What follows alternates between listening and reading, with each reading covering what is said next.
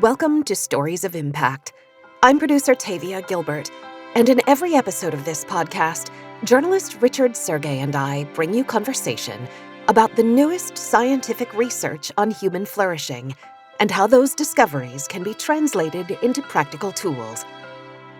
This season of the Stories of Impact podcast explores the vital question of citizenship in a networked age, how digital forms of communication can support democracy or undermine it, how privacy has been affected by the digital revolution, and the impact on civic engagement when citizens' data is bought and sold. Today's episode features a conversation with Colin Mayer, Peter Moore's Professor of Management Studies and the former Dean at the Saïd Business School at the University of Oxford. Professor Mayer speaks to Richard about the role of business institutions in building resilient and cohesive communities, and the necessity of trust in whether civilization itself will be sustained. Let's begin. Tell me what citizenship in the networked age means to you. Citizenship in the network age means, to my mind, how one can create communities of individuals in which those individuals feel really not only connected with each other, but part of a group that shares a common purpose, a sense of common identity as to what the people of that group are seeking to achieve. And that technology can play a tremendous role in helping that to happen through connecting us as we are now being connected by electronic means as well as physically.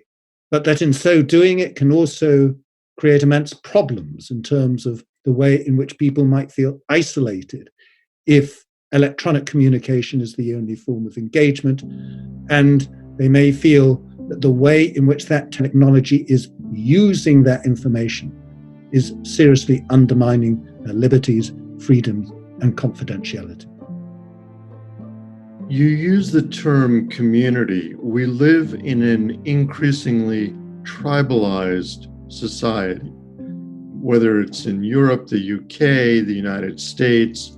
How do you define community, and how do you, in your estimation, figure out how to reduce this sense of polarization if we're building a good community? We live in a selfish world, in a world that is appearing to become more selfish, in a world that is dominated by increasing polarization and populism, of isolationism and protectionism.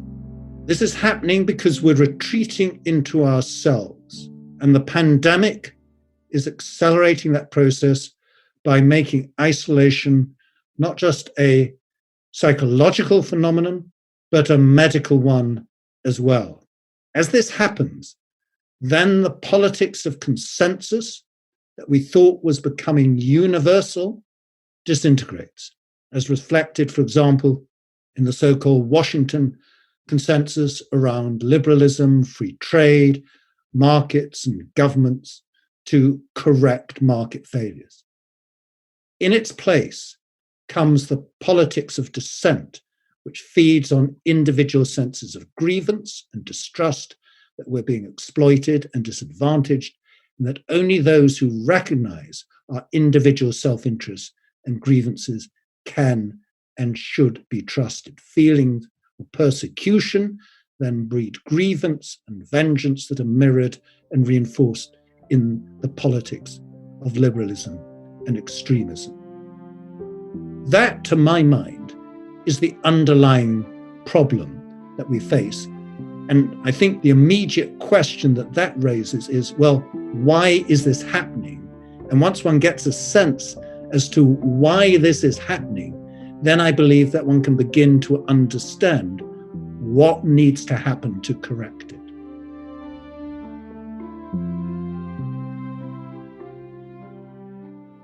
You mentioned the pandemic, but pre-pandemic, and not to focus particularly on President Trump, but he came into office with a notion called America First, which to me reflects a sense of provincialism. separation from rather than inclusion in or with.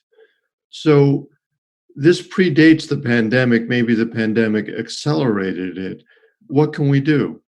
I don't think it only predates the pandemic. I think it goes back several hundred years, and really to the period in which the notion of the individual grew into significance.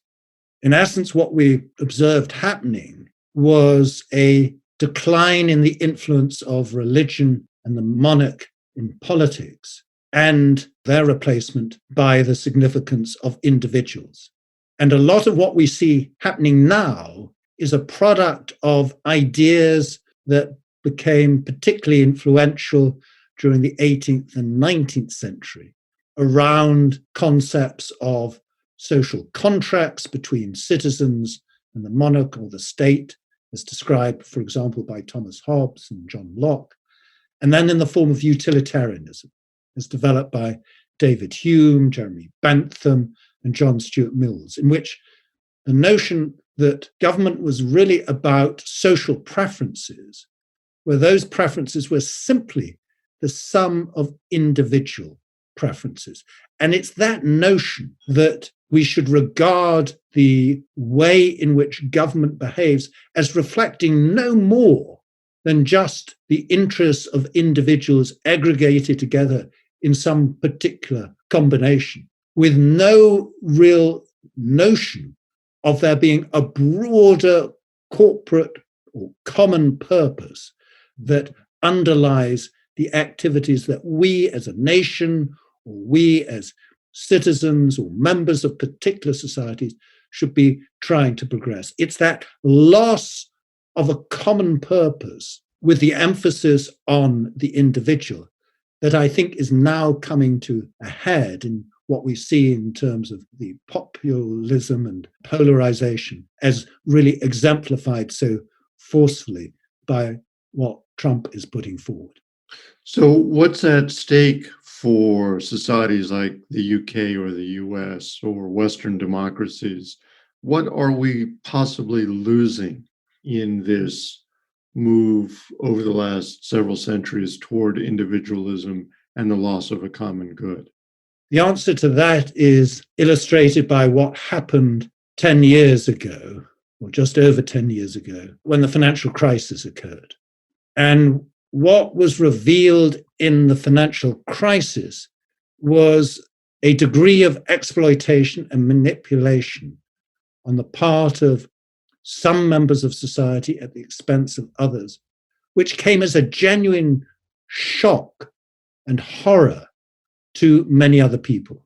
And what then emerged as an even stronger realization was not only what many people had perpetrated as essentially crimes against other members of society, but the inability of government and regulators to do anything about it, to really punish misdemeanors and correct the injustices that were revealed.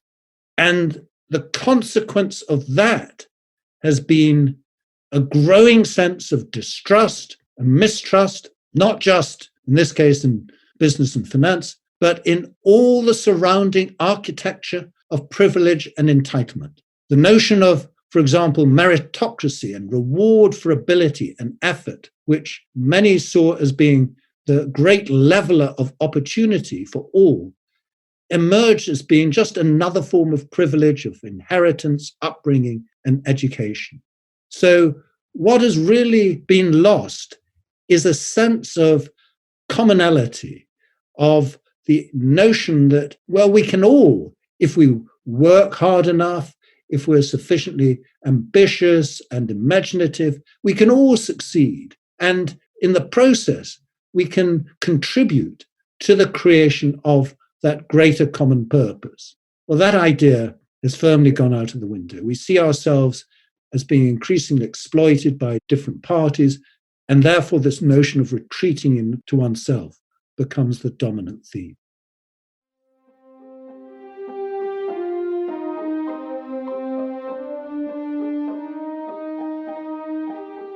One of the recommendations of the citizenship report, the first one, in fact, is identify and protect human uniqueness for moral decision-making. How do we get to that place? It's very much a reflection of what I was just describing in terms of the rise of utilitarianism and the notion that one should just think about the world in terms of the happiness and utility of individuals. One saw that occurring in ever greater significance as economies began to develop and markets were seen as being a source of economic prosperity in a way of achieving that maximization of individual preferences. So what was beginning then to emerge towards the middle end of the 19th century was politics and economics as being primarily about the individual. But for the most part, this was initially constrained by the limitation on the resources and the economic influence that individuals could exercise, either in an agrarian context or then increasingly in an industrialization context. It was restricted to relatively small-scale family activities. But all of that changed then with the rise of manufacturing industry, then service industries, in particular financial services, and the emergence of multinational enterprises. And suddenly we observed the accumulation of huge amounts of wealth and economic power in the hands of those owning and running businesses. But this was taken to merely reflect what was deemed to be a desirable underlying philosophy, that by pursuing individual self-interest, in the process, the markets and economic processes developed society's interest as a whole. So the sole interest of owners and managers in making money was the source, it was argued, of general prosperity and wealth.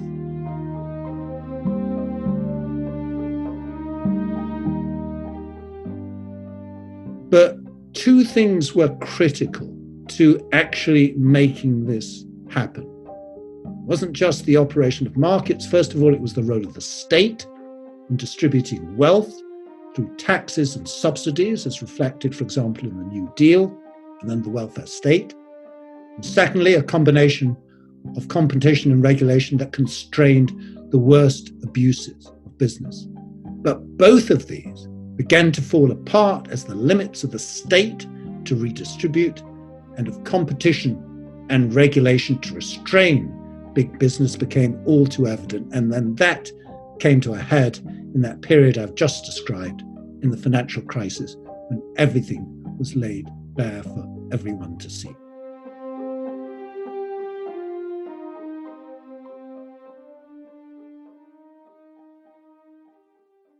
So this fraying of social cohesion based on economic inequality, if I understand you correctly, how do we, in the 21st century now, to bring it full circle, what do Western democracies have to do to correct course?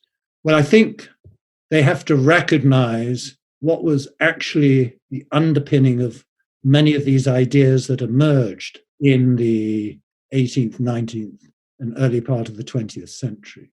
I mean, for example, Adam Smith warned very clearly in the theory of moral sentiments about the importance of strong senses of morality in the way in which people behaved in their economic dealings with others.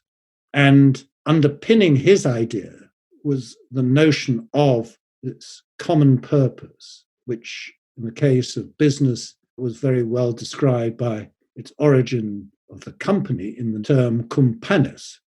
In other words, the breaking of bread together in a company, and the notion of common unity in the community and society.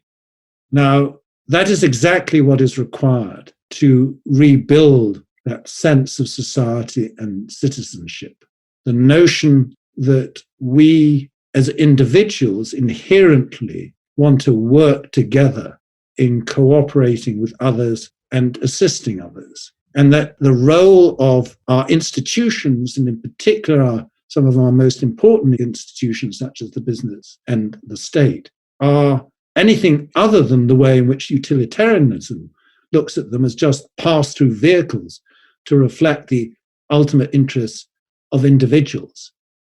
They are important entities in their own right for forging a sense of common purpose to which we all can subscribe and from which we can all benefit. And that really what underpinned the reason why we created those institutions in the first place was to perform exactly that function of binding us together. So, for example, if you look at the origin of the corporation in Roman law, its origins in the Societas Publicanorum were to perform very public functions of collecting taxes, minting coins, looking after public buildings. In other words, to help build society.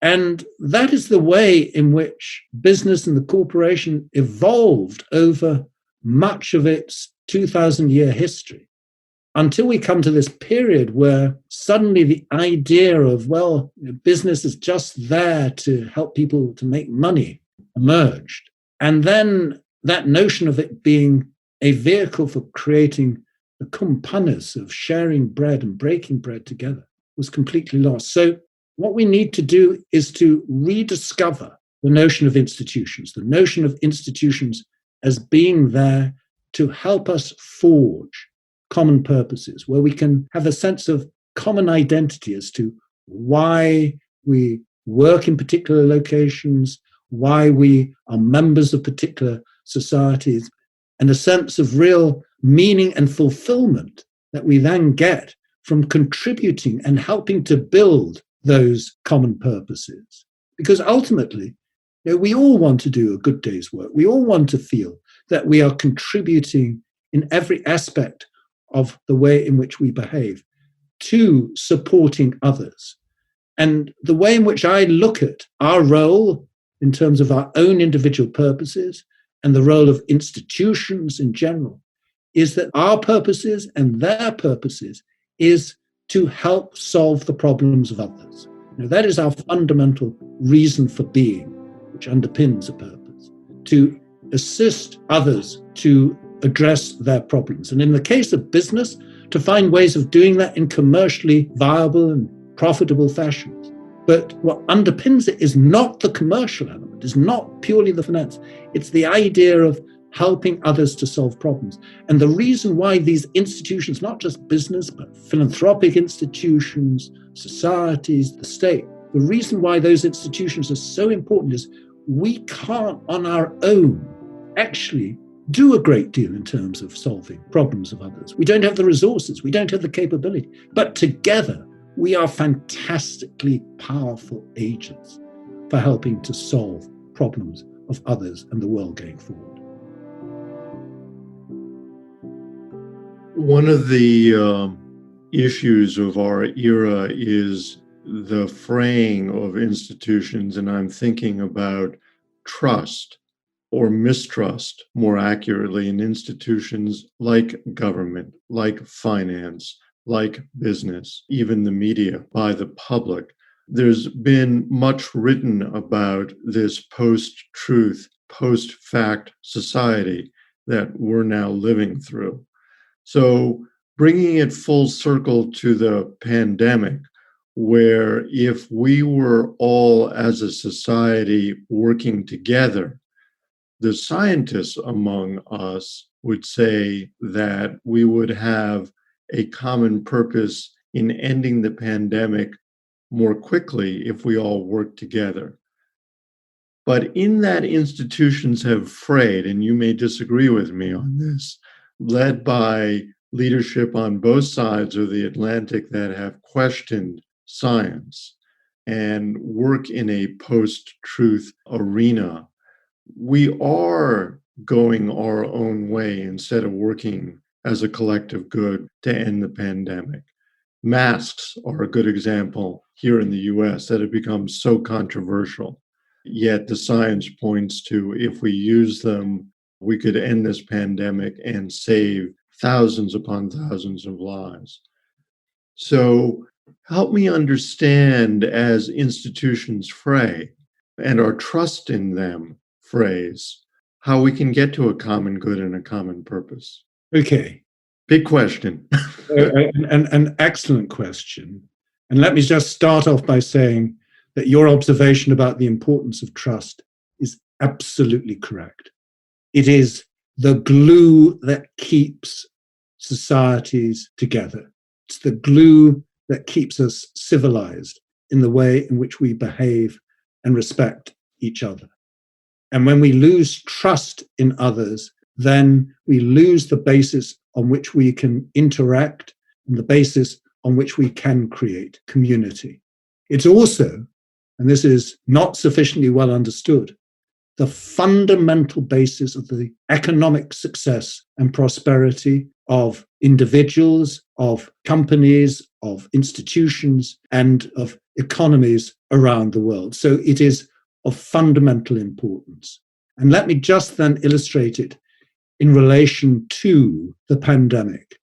You know, the pandemic was initially seen as being the great revival of community, and people were going out of their way to help each other, in particular to help those who were the most vulnerable in society. And people really rejoiced in that rediscovery of community. But it then became weakened and frayed by the realization that actually that notion of the reemergence of a common purpose was not nearly as strong as it seemed to be at the start.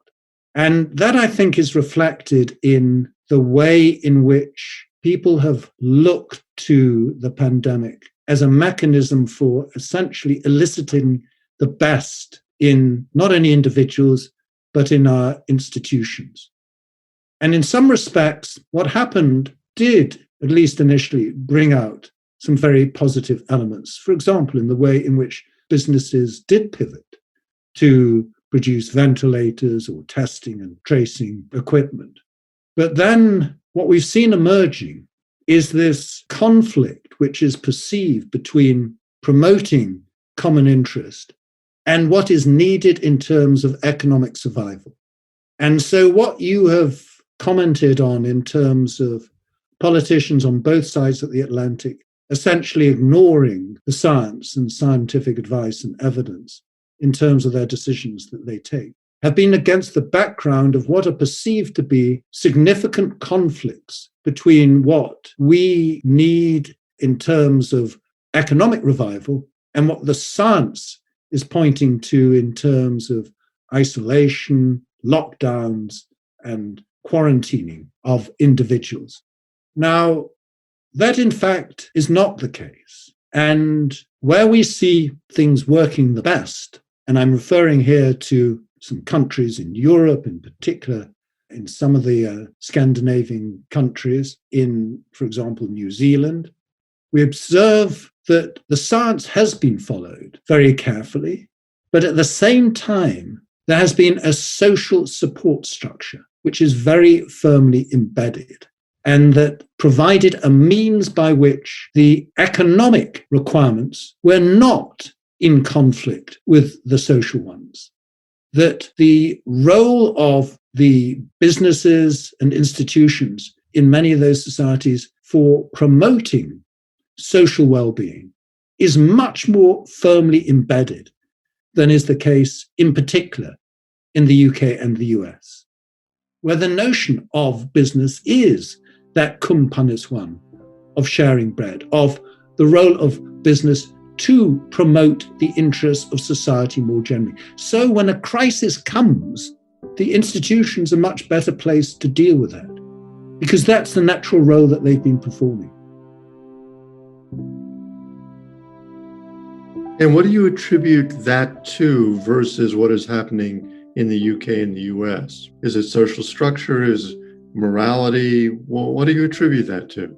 A very different history, different set of ideas that underpinned the development of those institutions and the basis on which they were formulated not being so simply utilitarian in nature, but also encompassing the idea of the importance of common purpose and community and the role of society as being part of the objective of organizations.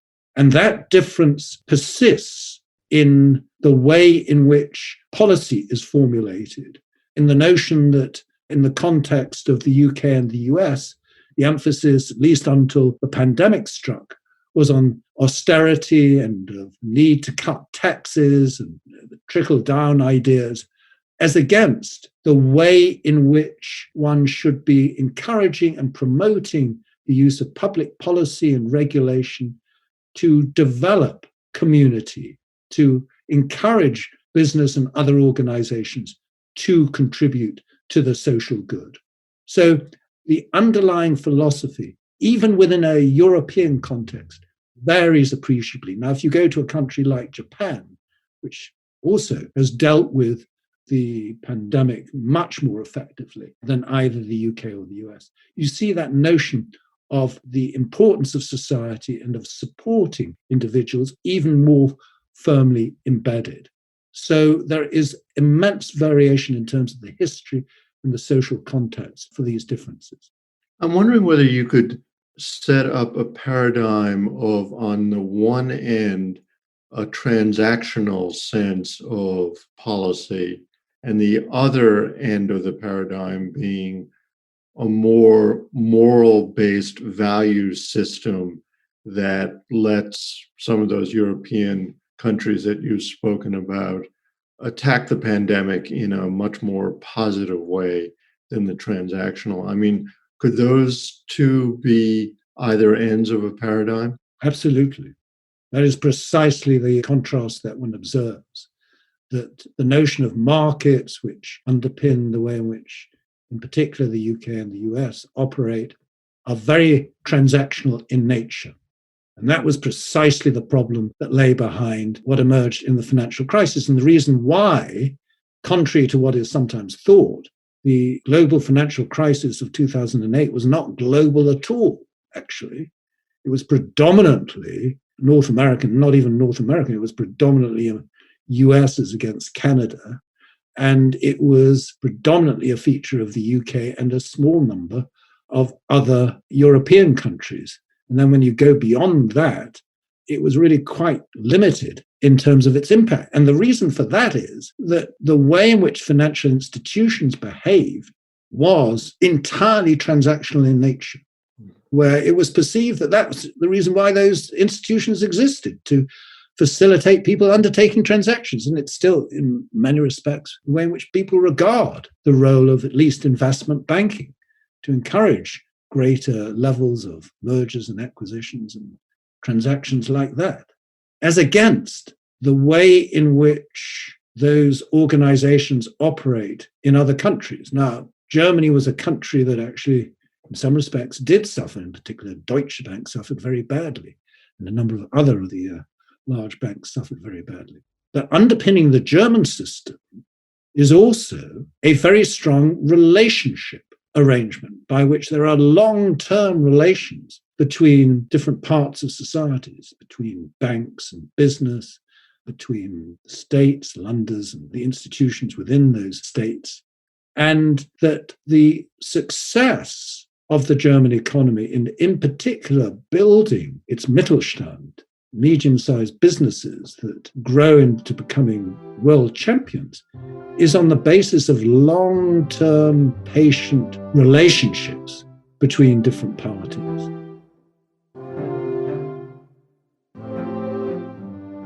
It's not just about the idea of institutions helping to build more resilient societies and communities. It's also about what makes for economic success and what will make for economic success going forward. As, coming back to the theme of technology, technology will increasingly potentially undermine the role of individuals and humans and humanity in the way in which we interact with each other.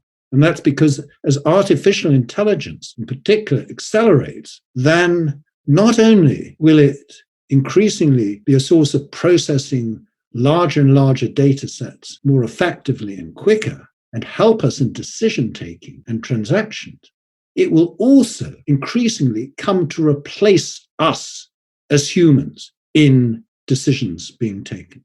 For example, the notion of judgments being taken by machines is not just science fiction. It's potentially science fiction insofar as AI is capable, in particular in common law countries such as the UK and the US, which rely very heavily on precedent, to work much more effectively through a large number of past cases to determine the relevance of them for a particular case that is currently being heard.